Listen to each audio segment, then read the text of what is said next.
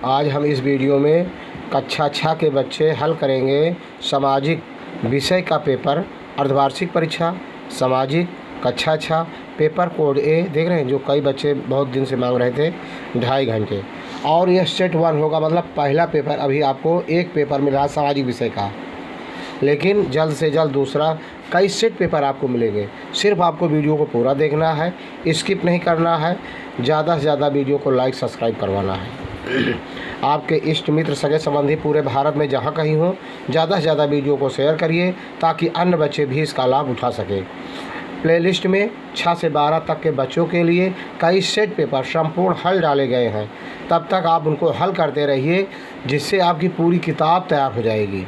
कोई भी क्वेश्चन आपका अर्धवार्षिक परीक्षा में नहीं छूटेगा, आप ही टॉप करेंगे।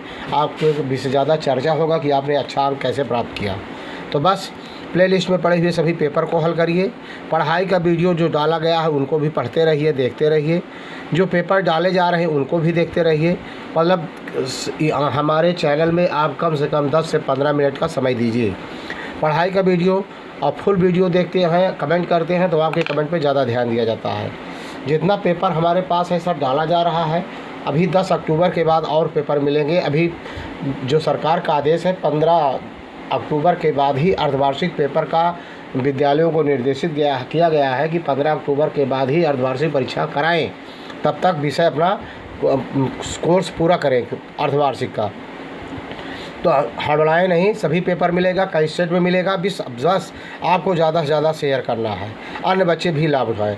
तो पहला कह रहा है, इस प्रश्न पत्र में 3 खंड हैं। खंड का से 4 प्रश्न, खंड खा से 4 प्रश्न व खंड ग से 2 प्रश्न। कुल कितने प्रश्न? 10 प्रश्न करना है। और खंड का से 4 प्रश्न, देख रहे हैं, कोई 4। तो प्राचीन काल में मानव किस किस पर अपने अभिलेख लिखते थे? प्राचीन काल में मानव अपना अभिलेख किस पर लिखता था? तो इसका उत्तर है, देख रहे हैं ना, यही क्वेश्चन आया था। प्राचीन काल में मानव किस किस पर अपने अभिलेख लिखते थे और क्यों? प्राचीन काल में मानव अपने अभिलेख ताड़पत्रों, भोजपत्रों और ताम्रपत्रों पर लिखते थे। क्यों? कभी वह बड़ी शिलाओं, स्तंभों, पत्थर की दीवारों, मिट्टी या पत्थर के छोटे छोटे फलकों पर भी लेख लिखा करते थे, क्योंकि उस समय कागज़ का आविष्कार नहीं हुआ था। अगला है, मैगस्थनीज की पुस्तक का नाम क्या था? तो इंडिका था। मैगस्थनीज पुस्तक का नाम इंडिका था। लेकिन इसको भी देख लीजिए कैसे लिखेंगे। आपको मैगस्थनीज की पुस्तक का नाम देख रहे हैं ना, पुस्तक मैगस्थनीज की पुस्तक का नाम इंडिका था। एक भी क्वेश्चन छोड़ना नहीं है, रिक्त स्थानों की पूर्ति करना है। देख रहे हैं ना, आग की खोज पूरा पाषाण का युग में हुई थी। आग की खोज पूरा पाषाण युग में हुई थी। मोहनजोदड़ो का अर्थ है मृतकों का टीला। क्या अर्थ है? मोहनजोदड़ो का अर्थ है मृतकों का टीला। आर्यों की भाषा क्या थी? संस्कृत थी। क्या थी? इसमें संस्कृत भर देंगे, यहाँ लिखेंगे संस्कृत। आर्यों की भाषा संस्कृत थी। फिर पहिए का आविष्कार नवपाषाण काल में हुआ था। किस काल में हुआ था? पहिए का आविष्कार नवपाषाण काल में हुआ था। प्रसिद्ध गायत्री मंत्र ऋग्वेद में है। प्रसिद्ध गायत्री मंत्र किसमें लिखा गया है? ऋग्वेद में है। अगला देखते हैं, चौथा, पुरातत्वविद नवपाषाण काल का प्रारंभ कब से मानते हैं? देख रहे हैं ना, तो आपको पूरा क्वेश्चन हल करना है। पुरावित्त नवपाषाण काल, देख रहे हैं ना, पाषाण युगीन ये है। प्रारंभिक मध्य पाषाण काल में हुए। क्या आया है पहले देखिए, आया पुरातत्वविद नवपाषाण काल। पुरावित्त नवपाषाण काल ए है, ए पुरातत्वविद नवपाषाण काल का प्रारंभ कब से मानते हैं? पुरातत्वविद नवपाषाण काल का आरंभ तब से मानते हैं जब से मानव ने भली भांति खेती करना प्रारंभ कर दिया था। देख रहे हैं ना।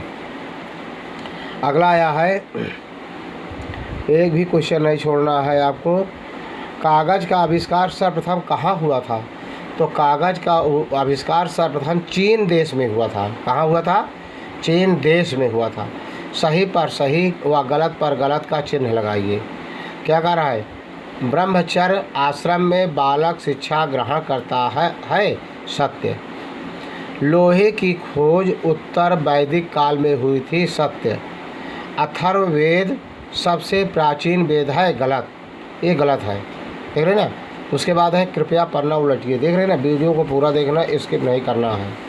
अगला है आर्यों की भाषा संस्कृत थी सत्य है।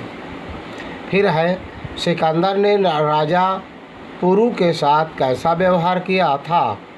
सिकंदर ने राजा पुरु के साथ कैसा व्यवहार किया था, तो 212 पृष्ठ पर हमारी किताब में है, एक भी क्वेश्चन नहीं छोड़ना है। देख रहे ना, आपको पूरा का पूरा दिखाई दे रहा है, आपको पूरा, मतलब कि आपको पूरा दिखाई दे रहा है। सिकंदर ने राजा पुरु के साथ कैसा व्यवहार किया था। सिकंदर ने राजा पुरु के साथ मित्रता का व्यवहार किया और उसने पुरु का राज्य लौटा दिया। किसका राज्य? पुरु का राज्य लौटा दिया। फिर अगला है कोई चार खंड कीजिए। कोई चार पर आकाशीय पिंड से आप क्या समझते हैं। लेकिन देखेंगे खंड का 7 क्वेश्चन था, 7 आपको हल मिल गया, लेकिन आपको 4 करना है केवल। कोई भी 4 प्रश्न आप हल कर लेंगे, सब नहीं तो आप भी सब हल कर डालिए। कोई 4 प्रश्न कीजिए। आकाशीय पिंड से आप क्या समझते हैं, तो 226 पृष्ठ पर है। आकाशीय पिंड भूगोल का क्वेश्चन है ये। आकाशीय पिंड, आप आकाशीय पिंड से आप क्या समझते हैं, इसका है उत्तर। आकाशीय पिंड से आप क्या समझते हैं। आकाशीय पिंड से देख रहे हैं ना, ये है पृथ्वी से आकाश में दिखाई देने वाली सभी चमकती हुई आकृतियां आकाशीय पिंड या खगोलीय पिंड कहलाते हैं। इनमें सूर्य, चंद्रमा, तारे आदि शामिल हैं। देख रहे हैं ना, ये आकाशीय पिंड से आप क्या समझते हैं। दूसरा, हमारी पृथ्वी को नीला ग्रह क्यों कहा जाता है। हमारी पृथ्वी को नीला ग्रह क्यों कहा जाता है, ये भूगोल का क्वेश्चन है। 233 पृष्ठ पर हमारी किताब में है। एक क्वेश्चन नहीं छोड़ना है, टॉप करना है। तब तक प्लेलिस्ट के पड़े हुए पेपर को हल करते रहिए। देख रहे हैं, तो हमारी पृथ्वी को नीला, हमारी पृथ्वी को नीला, हमारी पृथ्वी को, देख रहे हैं, हमारी पृथ्वी को नीला ग्रह क्यों कहा जाता है। हमारी पृथ्वी पर जाली भाग अधिक है, इसलिए इसे नीला ग्रह कहा जाता है। हमारी पृथ्वी पर जाली भाग अधिक है, इसलिए इसे नीला ग्रह कहा जाता है। देख रहे ना, उसके बाद है नीला ग्रह के बाद, देख रहे ना, नीला ग्रह आपको, हमारी पृथ्वी को नीला ग्रह, हमारी पृथ्वी को नीला ग्रह कहा जाता है। ग्रह व उपग्रह में क्या अंतर है। ग्रह व उपग्रह में क्या अंतर है, 226 पृष्ठ पर है। 226 पृष्ठ पे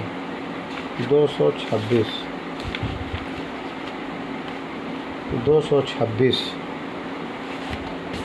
ग्रह और उपग्रह, ग्रह और उपग्रह में अंतर देख रहे हैं ना। ग्रह और उपग्रह में अंतर आपको दिखाई दे रहा है। एक तरफ है ग्रह और एक तरफ है उपग्रह। एक ग्रह ये सूर्य के चारों ओर अंडाकार पथों पर चक्कर लगाते हैं, तो इधर उपग्रह एक ग्रहों के चारों ओर अंडाकार पथों पर चक्कर लगाते हैं। एक ग्रहों के चारों ओर, ये सूर्य के चारों ओर, देख रहे हैं ना। दूसरा, हमारी पृथ्वी एक ग्रह है, फिर चंद्रमा पृथ्वी का उपग्रह है, चंद्रमा पृथ्वी का उपग्रह है।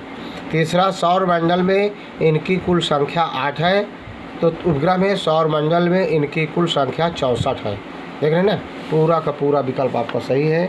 अगला क्वेश्चन क्या है भाई, अगला का क्या है, ग्रह और उपग्रह का अंतर हो गया। चंद्रमा हमें तारों से बड़ा क्यों दिखाई देते हैं। चंद्रमा हमें तारों से बड़े क्यों दिखाई देते हैं, इसके लिए है चंद्रमा हमें तारों से क्यों बड़े दिखाई देते हैं। देख रहे हैं ना, चंद्रमा हमें तारों से क्यों बड़े दिखाई देते हैं, पूरा आपको दिखाई दे रहा है। देख रहे हैं ना, चंद्रमा हमें तारों से बड़ा क्यों दिखाई देता है। सभी ग्रहों एवं उपग्रहों में चंद्रमा हमारे सबसे नज़दीक है, इस कारण चंद्रमा तारों से नज़दीक दिखाई देता है। देख रहे हैं ना। अगला क्वेश्चन है, बड़ा दिखाई देता है यहाँ पर। हाँ, फिर से देख लीजिए, चंद्रमा तारों से बड़ा, ये है बड़ा दिखाई देता था, यहाँ पर बड़ा दिखाई देता है। अगला क्वेश्चन है, अब इसमें है, भारत के प्रथम अंतरिक्ष यात्री कौन थे? भारत के प्रथम अंतरिक्ष, तो देखिए आपको दिखाई दे रहा होगा, भारत के, देख रहे हैं ना, ये है भारत के, यहाँ है हम भाई भारत के प्रथम अंतरिक्ष यात्री, भारत के प्रथम